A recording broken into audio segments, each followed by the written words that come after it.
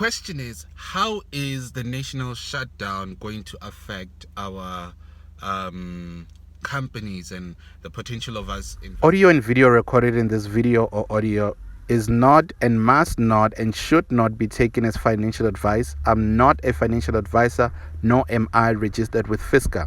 Should you need financial advice, please contact financial advisors and they will be able to assist you with your investments and advices. Well, hello friends, welcome to Rewake Videos. My name is William and I'm so excited that you have tuned in. Please subscribe, hit that notification button and comment down below. Well, I don't know if others are talking about it. I don't know how many people are talking about it, but there's a huge thing that is happening today, and it might affect a lot of things today, right? So since we are a finance what do you call this, YouTube channel, since we deal with investments and JC listed companies and so forth, I wanted to talk on how it's going to affect our not economic state, but rather our companies and the potential for us to invest, and as much as the generator is blowing, so don't be surprised if we hear background noise. As much as it is important, and hey, I am apolitical, I'm apolitical, but not necessarily to say that I'm not interested in politics. I follow politics and I pay attention to politics and I have my own views, but I am apolitical in a sense that I have a stand and I don't follow a specific political party anymore. I vote, but there are some of the things that I don't really waste my energy on. But when you look at the national shutdown, what has been leading to this? When people sat down and started talking about what's happening in the state of the country, a lot of people, inbound and outbound, they spoke about crisis, right? They spoke about how South Africa it's going to a civil war, and we were going to a civil war because of how the state of the nation is. Talking politics, talking money, talking jobs, talking everything, how everything is. The repo rate is going high, everything, and how it is so expensive for one to live today. An average, if you want to survive, an average salary to survive, and I'm not talking when you have debts or what. I'm just talking about surviving, whether you're living with your parents or what. When you want to survive, you have to at least earn 15,000 to maybe 17 to 20,000 rand. And that's how it is. If you want to survive, if you want to have food on the table, pay your rent or wherever you live, or your bond or whatever, you have to at least earn 15, 17,000. And so that is suffocating, because when you are working and you go through repo rates and your bond is going high and your car is going high, but your salary is still the same, that is killing, right? And so you can't afford fees for your children anymore. They have to move to a public school. You can't afford this. You have to downgrade. You have to do this. You have to do that. And it's hard. And for so many people, we talk about passive income, developing a skill, selling, and so forth. But for so many people, they don't have time for that. We talk about, in our channel, we talk about investments, but so many people cannot afford that. So who can afford those things? It's big corporations, people who have big money, your CEO, COO, high management executives, those people, they can afford to invest. Those people, they can afford their lives because they are earning so much. But while other middle class and low class people, they always downgrade because life is getting so expensive. So I'm talking about how did it lead to this national shutdown? That was the things that was happening. A friend of mine told me that he bought a house last year and he was paying 7-8 grand, but now it's paying 12-13 grand, and he had to downgrade the car, but he's still living in that house. So, and it's not a huge house per se, it's a normal house, so you can imagine that everyone is angry.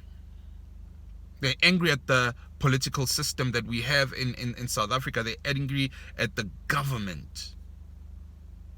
And now, the reason why, one of my friends, I told him that, EFF is going to pull a huge following this year, leading to next year's things, because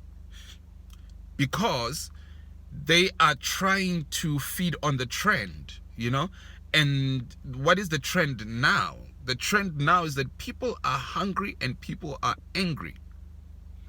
So now, let's not talk about that. What we're talking about is, how is the national shutdown going to affect our companies and the potential of us investing? I'm talking about big corporations, big companies which are listed on the JSE. So if we want to, and I'm going to say this rather so bluntly, if we want to be able to grow economically and be able to invest and be able to reap the fruits of our investments and be successful in terms of our investing journey, for lack of a better word, we have to, and we have no option, and I'm going to say this, we have to have or go through this national lockdown. So whether you participate, well, that's up to you. But we have to go through it. It's a process, right? We have to go through it. When we go through it, that can do two things. If criminality takes place, it destabilizes our economical growth and the businesses which are listed on the JSE and banks, repo rates, and so forth. We're going back. But if it is successful in terms of trying to remove the president and trying to tell or wake the presidency and political parties up in terms of helping young people to get jobs, helping making sure our infrastructure is right and growing, and so forth, making sure that South African black people are getting jobs, South African white people, Asian, whoever is South African has a job, and we focus also our energy in removing foreign nationals without documents and so forth, so that we can stabilize our economy, because we can not assist their countries if our economy in itself is destabilized. If we can stabilize everything and get back to working together in building our economy to the Thabo Mbeki days, then we would be able to encourage people to invest. Not necessarily international investors. International investors, when they come in, they bring business. I'm talking about South African workers to invest in their economy, invest their funds in companies they work for, companies that they believe in, and so forth. Then would be able to have more money coming in for us as investors, South African investors, and also more money circulating in our economy so that we can boost it up. That's how it works. If there is no proper movement of money, then we're going down. And now these, I'm not blaming anyone, but these foreign nationals, most of them, especially in the hood, they the money circulate cash wise in their pockets. It goes back home and so forth. Back home, I mean outside of the country and so forth.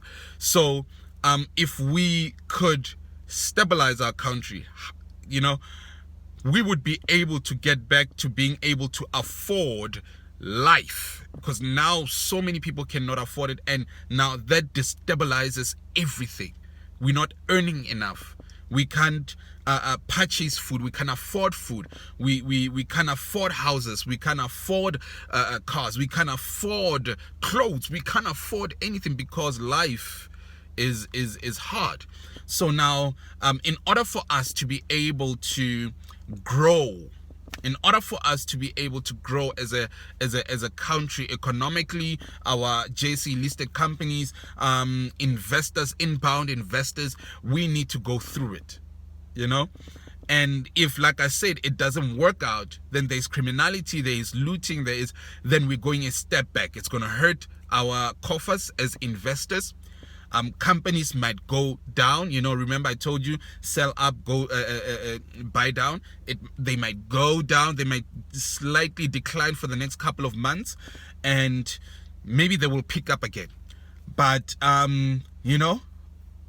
if it works out, then companies will start growing and will start attracting international investors, and inbound investors I'm talking about South Africans, would now be motivated to invest so that they can be able to build something for their children. So that might affect us in two ways, depending on where the ball falls to, So I don't know what you are for. Are you apolitical like me and you have views and you don't have a set political party that you follow? Because I used to follow a political party, but now I'm disappointed, and now I need to be able to, I don't know which party to fall onto. So what about you? Talk to me on the comments below. Let's talk about what you think this national shutdown will do to your investments. How would it affect you? Are you so afraid that you want to take out your money, or are you believing that even if a bad thing happens, even if we step back, we go back a bit, a couple of months later you will make more money? Where are you? Which ball are you falling under? Here's another thing. For people that are rich, right? For people that are rich, they're gonna capitalize on the whole thing if it goes badly. If it goes badly, they're going to invest. They're going to buy homes. Because remember, when it goes badly, that means, rent goes down. Companies, JC listed companies go down. They struggle again to get up. And those people that earn millions, already they have money they can borrow, or money they have in their coffers that they can throw into investing, so that when the company is okay again after elections next year, then they made millions more. But what about the middle class and the low class, you and I? We are going to go through another phase of struggling, another phase of, if it goes badly, another phase of trying to have passive income, but it's not really working out because you don't have the time. Another phase of frustration. That's where we are going. But if it goes great and it works out, whether the president resigns or not, doesn't matter. If it works out and the government listens and they put their energy towards building companies and building spaces whereby young people can get jobs and stop doing drugs, then everything will go right. Then we'll be able to afford to invest. Then we'll be able to afford to invest in property, buy houses, invest in the taxi industry, buy cars, buy so forth, investing in our own country development.